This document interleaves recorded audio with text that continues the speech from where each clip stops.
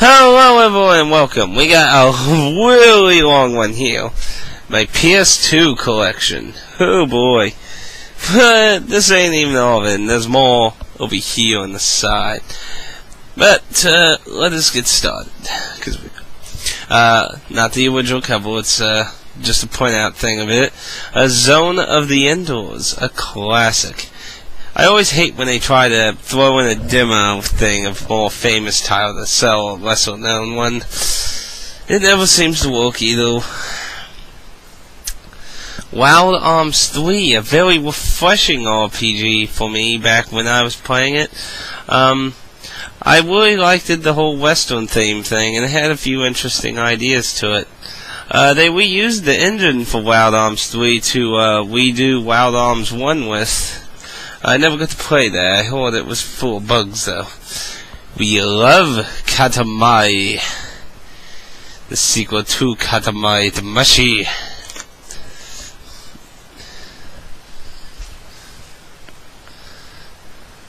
Way of the Samurai. This is... I'm really sure. It's kind of like a samurai simulator, I guess you could say. It was interesting, but I didn't think too much of it. Virtual Fighter 4, and I believe this is not the version with the extra 2 characters, which is something I actually do need to get. Vampire Knight. It's an arcade shooting game from Namco. Not really much. I mean, it's just a light gun game. The story is absolutely crap. I know when I got to the end, I was like, what? Why on light gun games? We got Time Crisis 3. Oh, Time Crisis, what the hell has happened to you? And who thought it couldn't get any worse than 4? Lord of the Rings, The Return of the King. Probably the best out of the 3 average games EA did. Or was it I can't remember. Was it 2 Towers or... I think it was 2 Towers I'm thinking of. Yeah, 2 Towers I think was better. This one, I think, dumbed it down. The 2 Towers was pretty good, but it was only 1 player, which is probably its only real disadvantage compared to the Return of the King. the Fellowship. This wasn't done by EA. Who did this? Black Label Games. Do I still have the... Yeah, I do have the music CD. This game is awful. Like, awful doesn't begin to, like, describe this thing. And I beat it, too. It's a really awful game. The Bouncer. I wouldn't really go with, like what Spoonie says, it being really bad, and no, I didn't pay $29 for it. But, nope. That's my phone. Give me 1 quick second, if you don't mind.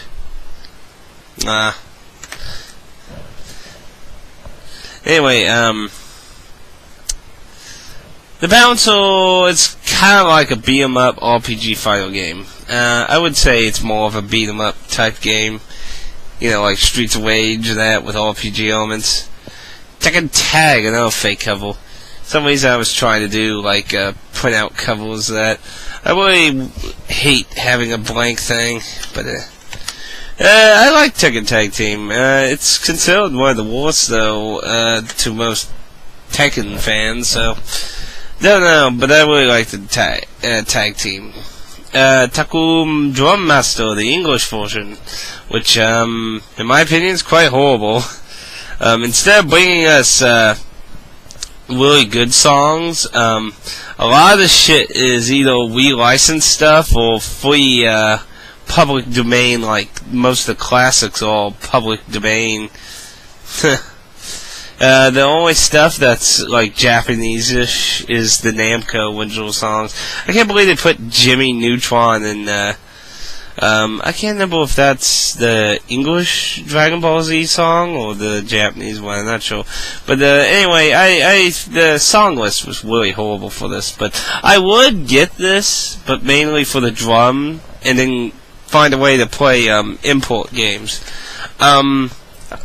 as some of you should know, I have a Japanese PS2. I'm not really sure if the English drum is compatible with the Japanese games. I'm not sure. Suikoden 4. Holy shit. Sorry. I hate this. Suikoden 4 was awful. It downgraded everything that the series kept with it. Downgrade the amount of people come in combat with you, and it did everything wrong in my opinion. One thing I really loved is how you could carry on for beating the previous game. Even though Suikoden 3's reward in that aspect was kind of weak, at least it had it. I mean, there is a character from Suikoden 1 and Suikoden 4, but still, it's like, what the hell? It was a concept carried on all the way to 3, and they destroyed it. Suikoden 3, at first it was disappointing, but it gets a lot better at the halfway point. But, some people, it can be hard to invest that amount of time just to see if you're going to be interested in it. And it's a pretty slow starting RPG. Street Fighter EX3. Need I say anything? Star Ocean till the end of time. In case you're not aware, the English version is the director's cut version in Japan, so it has all the additional stuff. Yeah, it says it right there on the back. But which allowed you to have 2 extra characters that were in the story become actual people who join your party and such. Star Ocean till end time, or actually, let's correct this. Star Ocean 3 till end of time. I don't know why they did that with Breath of Fire 5. I mean, Japan, this is 3, and Breath of Fire 5 is 5, but in America they dropped the number. Who knows? Anyway, Star Ocean 3, it started out pretty weird, because I never played the Star Ocean game until this one. 2 was, at the time, I'm not sure if it's still well, but it was pretty well. Still costed a lot of money to get one, and it took me a long time to ever get a copy, and, Star Ocean 1 never came to America, so. But, it's a pretty different, but it's basically a hack and slash-ish type game, kind of like Tales. It's the same people made Tales, but I was kind of mixed feelings about the ending. There was good, there was bad. It's kind of mixed feelings. Over time, I kind of got to like it. Cyrene, if you ever look at my old reviews, you know I did a review video on this, and no one can truly say that this game is not hard. It's very picky and everything, and it requires determination, like the kind of determination you would have in Dark Souls or Demon Souls. Like, if you don't have that kind of, you feel satisfied for overcoming really tough challenges and shit and confusing stuff, Cyrene is not going to be for you. But, actually, if it's not an RPG, it's a survival horror game, so it's completely different, but in my opinion, it has somewhat the same idea of not holding your hand. You're out there with that. Silent Hill 3, out of the main series, my least favorite. Yes, I know, a lot of people just cried their hearts out. Silent Hill 2 and 4 are my favorite, and even then, 1's more favorite over this. The atmosphere was awesome, but, the story, in my opinion, was weak. It just was weak. Skygunner. A game brought over by Atlas. Yay! This is it's an arcade-ish, point-and-fighty shooty game.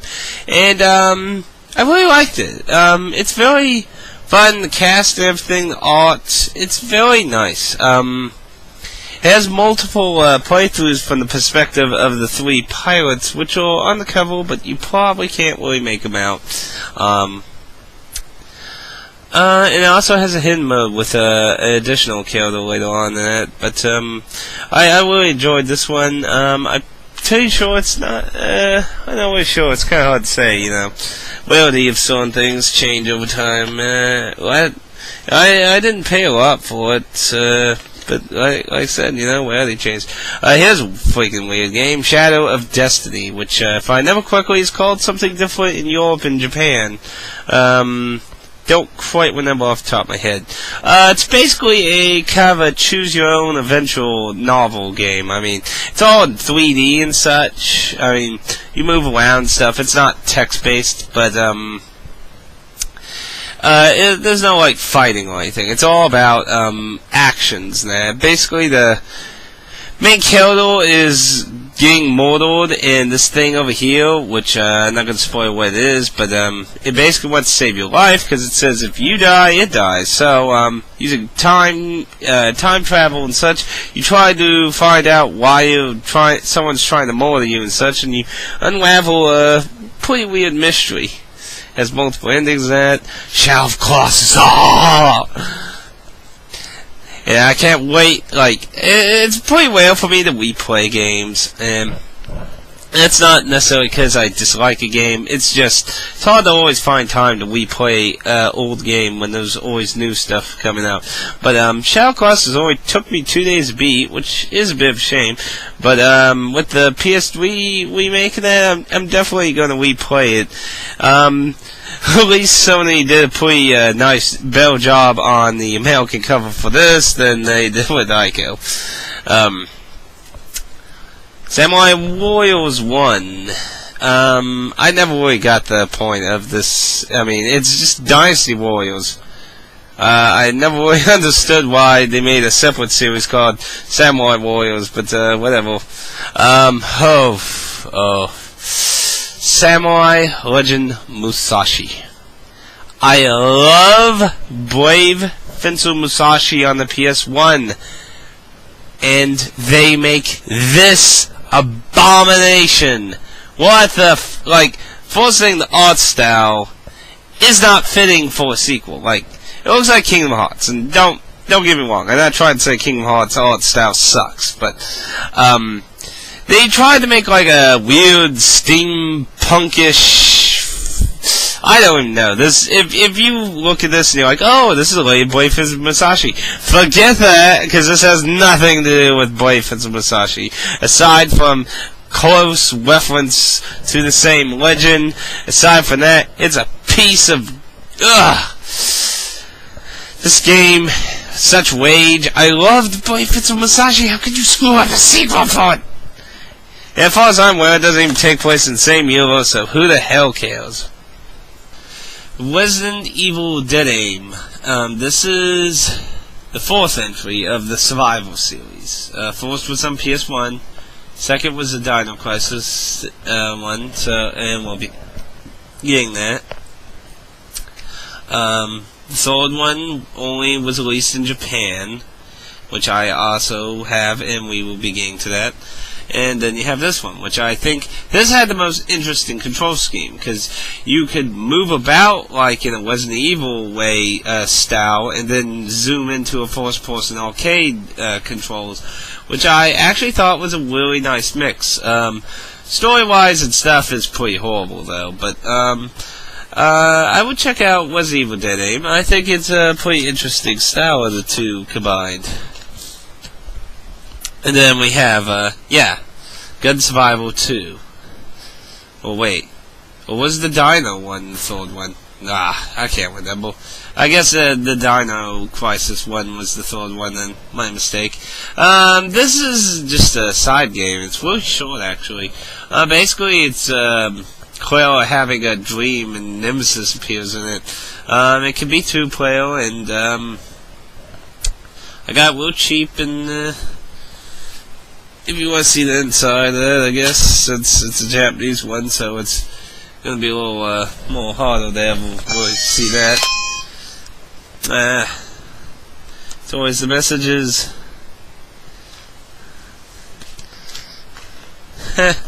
That's funny. my friend just jumped backwards by accident off a cliff in Dark Souls. Okay. Resident Evil Outbreak File 2 and Resident Evil Outbreak 1. Both of these are, online doesn't exist anymore, so, which is a shame, because I really enjoyed playing them online. They were very fun. I like playing George or George types a lot, but, sadly the game's offline now, and the AI is pretty stupid, but it can still have some fun and enjoyment. Red Dead Revolver, which is the, fourth game in Red Dead, which was a third-person, shooter, unlike Redemption, which is a GTA game in the Western.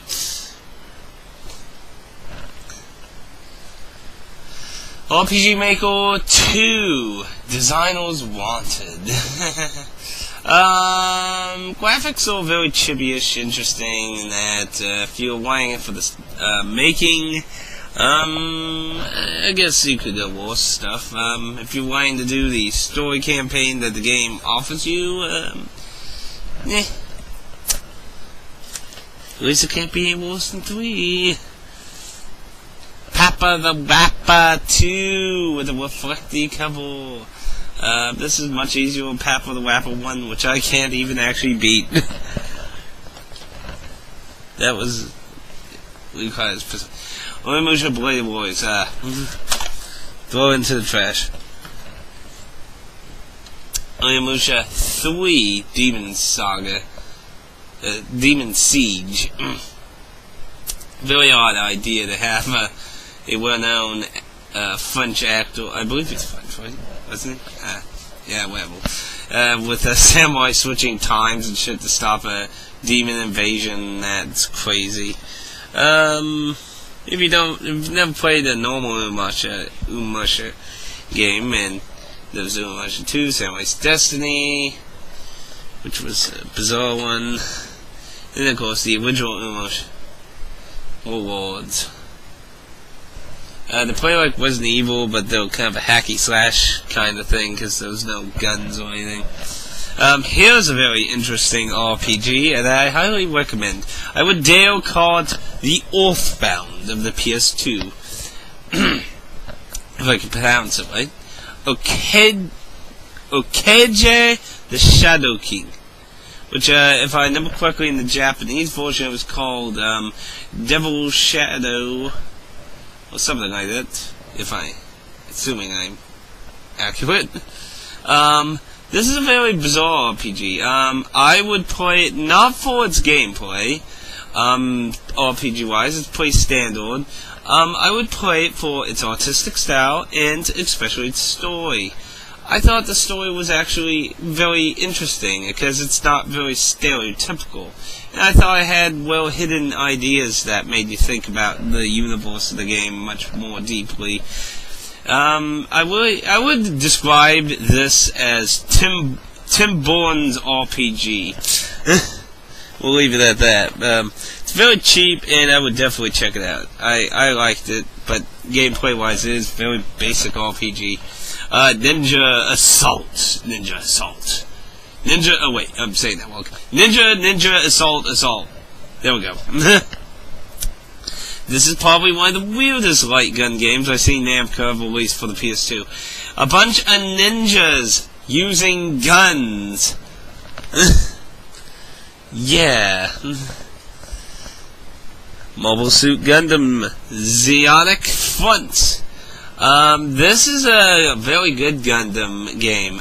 It's very tactical, if it's the one I'm thinking of, where you have squads. I'm pretty sure that's this one. Very good. I really like this one, assuming it is the right version. Mobile Suit Gundam Journey into Jabaro. This was my very first PS2 game, and if I ever popped it again into my PS2, it probably would look really dated. It's on the original Mobile Suit Gundam, and it basically covers everything from the beginning to Jabaro, which was basically the fourth act, I believe, where they were trying to get to the major. It was like the major military city of that. I can't really quite number 100%. Mr. Mosquito. I love this game. This is one of those fucking what the fuck kind of games. You play as a mosquito. Yeah, that's in the bath. Well, anyway, you play a mosquito who's torturing this Japanese family because you're getting blood from, and it's just delightful fun in a bizarre, weird way. Definitely should check it out. Definitely check that one out. Metal Gear Solid 2: Sons of Liberty. Of course, the one that widens and that most people hate. Mad Maestro, another bizarrely good game. It's a music game. What's interesting about this is Japan actually had a small, it's kind of a sequel. It's kind of like the Night's Christmas special. It's a Christmas version of this. It has a lot of Christmas songs in that, so I technically count as a sequel. But more interestingly is that see, you play as a conductor, and you have to go with the rhythm of the music, and it's you can just look up gameplay footage of it. But in Japan, you actually had the baton as an actual accessory you could use with the game. They didn't bring that over for us, so lame. Kingdom Hearts 2. Do I really need to say much? Kingdom Hearts 2 was the last Kingdom Hearts game I liked. The first DS game I hated, though I haven't played the second DS game. I hear it's just a lot of weed-trended crap, and I haven't played the PSP game, but that one actually might be somewhat good.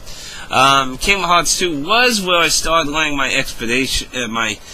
expectations start falling, though. It's not that I liked the kind of idea with the no-buys, but I didn't like how they carried it out. It seemed kind of sloppy and left plot holes, in my opinion. The original Kingdom Hearts, however, I had a lot of great fun. And also, in Kingdom Hearts 2, I felt like some of the worlds were kind of slip-shotted and lazily done. But I'm not trying to be a hater with that. I like the original. The sequel was okay, but some of the other stuff, yeah. Kingdom Files Maximum Impact, which was the first Kingdom of Files in 3D, and of course, that's what everyone wanted to see. It has this has a bonus CD thing, which, I believe, behind the scenes bonus. I got this used, but, it's not necessarily bad. It's definitely not as bad as, EX3 for Street Fighter was. Kinsen 3, if I pronounce it right. This is the very first out of the, this is kind of like Dynasty Warriors related, but this one, it has the characters, but it doesn't play necessarily like a Dynasty Warriors game 100%. It has some differences in it. Because it tries to incorporate some kind of overhead strategy look, and then you can kind of switch battalions and such. This was my first, basically, forehead into the whole kind of Dynasty Warriors franchises, and I really enjoyed this one. Then there's the first one, which was a lot more dumbed down, if I remember correctly, but obviously it's the first one, so what was I expecting? Then, of course, we have Katamai Damashi, the very first one. Karaoke Revolution, boo. Don't ask. Gungrave Overdose. This is the sequel to Gungrave, which we got over here as well. I have no idea why it has an RPG giveaway sticker on it. Probably in its original cover. But,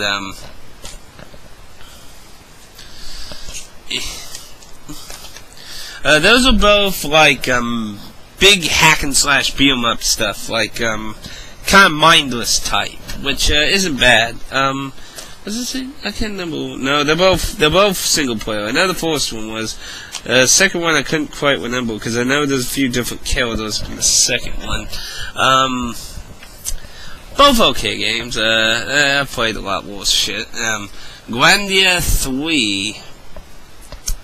I think the one thing everyone remembers about Grandia 3 is, how the hell is your mother so freaking young? I never, everyone was like crazy about that at the beginning of that. It's like, that's so freaking awesome. I think I'll always remember it because the story was really bizarrely cliche. But, in the end, I thought it had a good ending. Now, what I think is much better, obviously, is Grandia 2, and, most people would tell you to get the Dreamcast version, because, the PS2 port has a few, how to say, problems when you're in towns, mainly, where, the frame rate slows down. It doesn't make it unplayable, though. It is very much playable, but there are some horrible slowdowns when there's a lot of NPCs on screen. I specifically remember the weird kind of fail thing that was happening some point in the plot. Oh, I remember that very well. Grand Theft Auto Vice City, and this came from the double pack. I don't own the double pack. I bought Vice City used, but yeah, I liked Vice City. Vice City was okay. Grand Theft Auto 3, which is okay too. I don't have San Andreas here at the moment, but I do have it, and I do hate it. Genji Dawn of the Samurai. It's Fun to Players with Umusha, so basically it's the exact same thing as that. Nothing really different. Got some more stuff here in the back. Come on, forward. Moving along. Got a lot more stuff to go through. Full Metal Alchemist 2, the Course of the Crimson Elixir, which is, oh, I don't know what to say. Both Full Metal Alchemist games are pretty bad, and I don't know if I can really say this was any improvement over the first one. It's, and then Full Metal Alchemist and the Broken Angel, which makes no sense in the anime storyline, because it starts out like, if I remember correctly, it starts out at the part with the alchemist dude in the town who experimented on his daughter and his dog, and then it completely goes sidetracking. What was that? I can't remember. The plots were horrible, the gameplay, so, I mean, it's an interesting idea, but I don't think they put enough effort. This is like an equivalent of a movie-based game. I usually feel that anime games usually do a better job sometimes. That these were very disappointing to me. It also could have been a great opportunity for two-player. It's like making a single-player Teenage Mutant Ninja Turtle game. Final Fantasy 12. Not a disappointment. Well, not initially. I don't know how to say. I don't like how the way Final Fantasy is becoming more AI controlled. I don't really like that. Final Fantasy 12 to me felt like it was Final Fantasy 11 single player, because the how combat worked, aside from being capable of everything, pausing, going item, magic selection, shit, it was really like Final Fantasy 11, just with lines drawn to what the hell you were going to. Nope. I keep getting messages.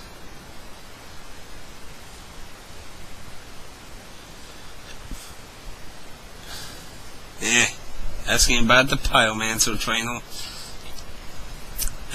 Let's finish this batch off real quick before I get interrupted again. Final Fantasy X. I liked the combat and so on, and everything else is a pretty mixed bag. I'm not gonna say it's I don't hate it as much. No message. I'm so sorry. Okay, but I wouldn't say I hate it as much as Spoonie, but it's not exactly. I hate 8 more. Earth Defense Force 1, which I can't remember how you... what it's exact. It has a weird name in Japan, but I just call it Earth Defense Force, because that's what it is for us. This is the very first Earth Defense Force, and it was pretty different, actually, if you're going off playing the third one. Because, as far as I can tell, there was actually no real aiming. Everything is auto-aim. And this system carries on in the 2, but it also gives you the option to manually aim. So, but it's a budget series, so what do you expect? Ah, damn it! I can't finish one video here!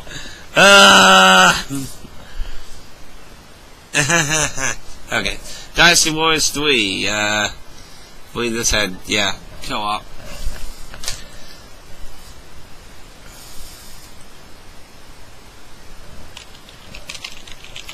Now, moving on, we got Dynasty Warriors 4 Empires, and I usually kept getting these for co-op, really, because I find they get really boring by yourself. Oh, here we go. If you played Neo, Draken God,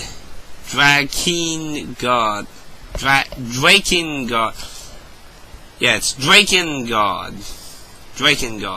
Bleh. Anyway, number 2 is a sequel of one of the endings, the ending that seemed like it would be a happy ending-ish. Continues on. It had some improvements, additional characters, and a few interesting concepts to it.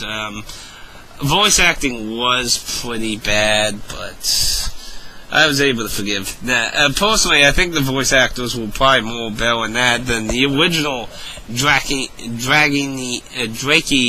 God. Sorry, I know I can't pronounce anything well. Artistic style, I like this one better, but voice actors for English, I'd say probably 2 had a better cast. I remember there was some pretty horrible... in case you don't know anything about these 2 games, they're basically Dynasty Warriors, except you have a giant-ass dragon you can get on and burn shit. If that doesn't sound exciting, I don't know how to help you.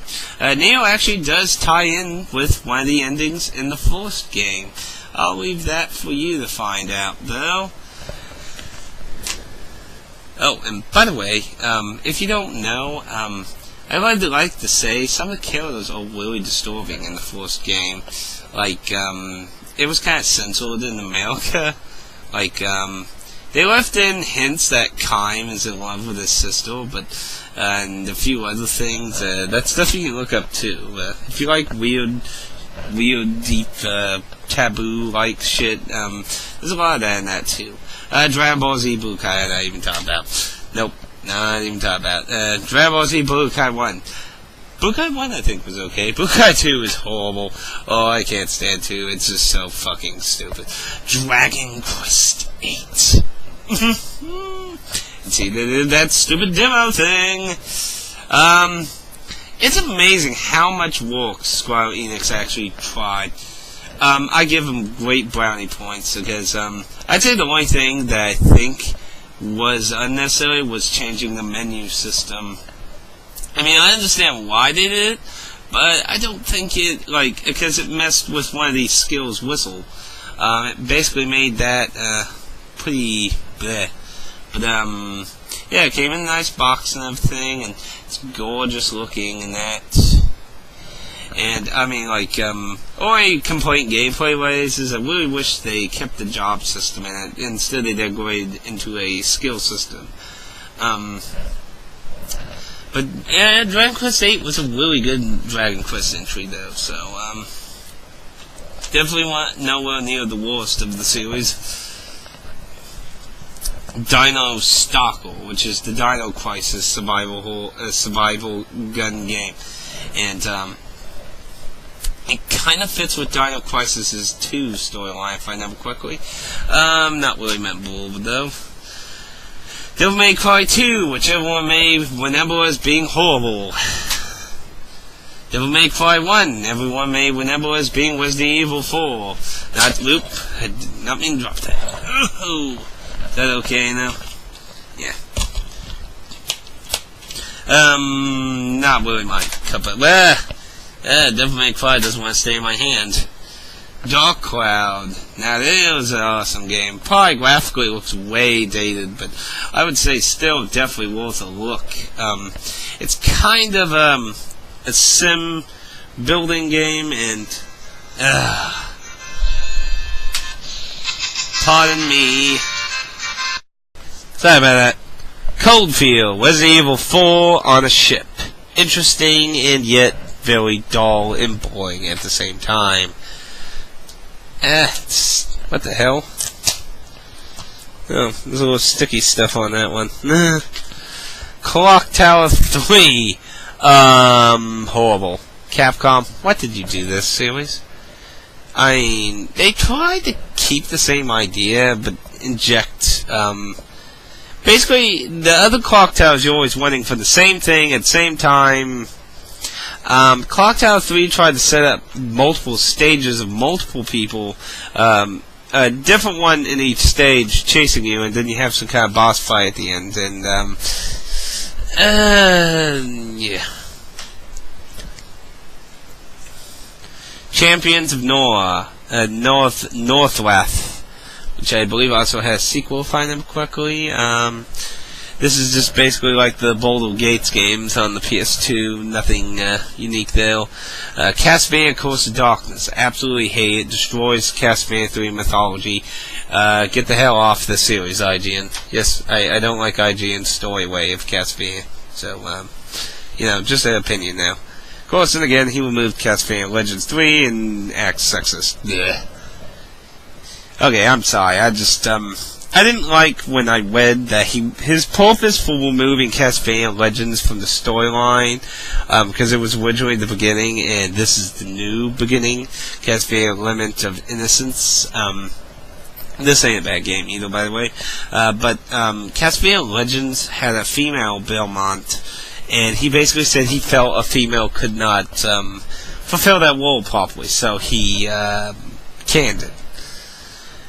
Of course, Bull Gates Dark Alliance, which is what I just said the other game plays like, and then we got Dot Hack Part 3, Part 2, and Part 1. I do have Part 4, but I have not been that one yet. Each one also comes with a DVD, which if you're getting these games, I would very well make sure you're getting them if you're buying used. I bought all mine new, just solely because I wanted to ensure 100% the DVD comes. But of course, I bought these all when they came out. Fourth one I didn't, though. Fourth one I believe I did buy used, though. But it did have DVD, which is... because I really do like the Dot Hack series. And this will be Part 1. I'm sorry about the disconnections because of interruptions and such. You know, I have a lot of stuff to go through. And we're not even done. There was more.